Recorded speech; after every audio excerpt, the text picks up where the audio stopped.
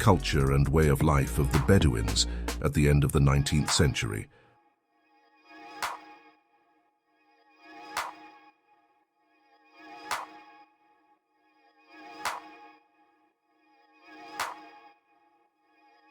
A woman named Mary Smith in 1931 made 6 pence a week working as an alarm clock for workers. She shot peas through their windows. The Eiffel Tower was built for the World's Fair held in 1889. The tower was used as an entrance arch. According to the plan, it was to be dismantled in 20 years. But the beginning of the radio era made a difference. Radio telegraph antennas were installed on the tower and the landmark was saved. A bride and groom registering at the Tashkent Registry Office, 1930s.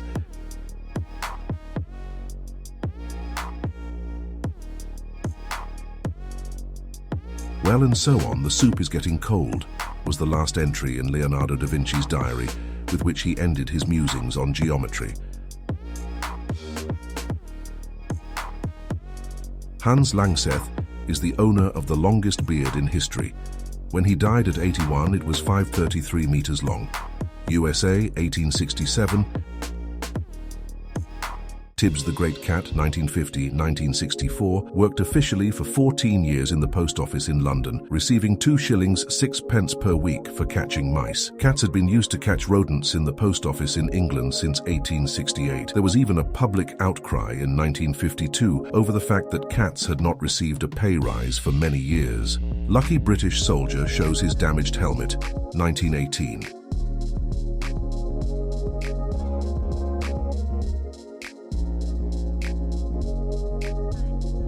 Alcoholism coding, 1895.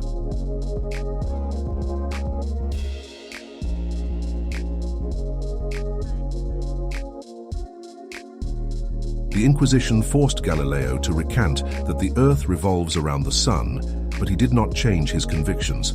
However, he did not actually utter the legendary phrase, and yet it turns. It is a myth composed by an Italian journalist 124 years after his death.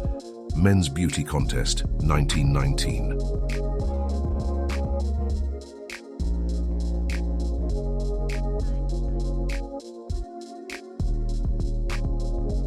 The most rigged election in history, according to the Guinness Book of World Records, was held in 1927 in Liberia.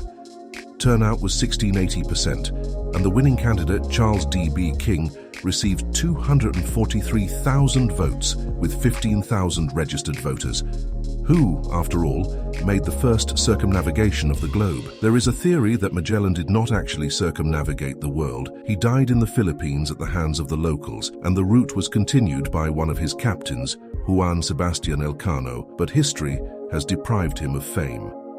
The manager of the singer Elvis Presley was selling I Hate Elvis badges, thus making money from people who did not buy products for the singer's fans. Millionaire Cecil Chubb bought and gave Stonehenge to his wife in 1915. But in 1918, Chubb gave it to the United Kingdom. His wife didn't like Stonehenge. Women's basketball team, 1900. Interestingly, the women played in dresses and corsets.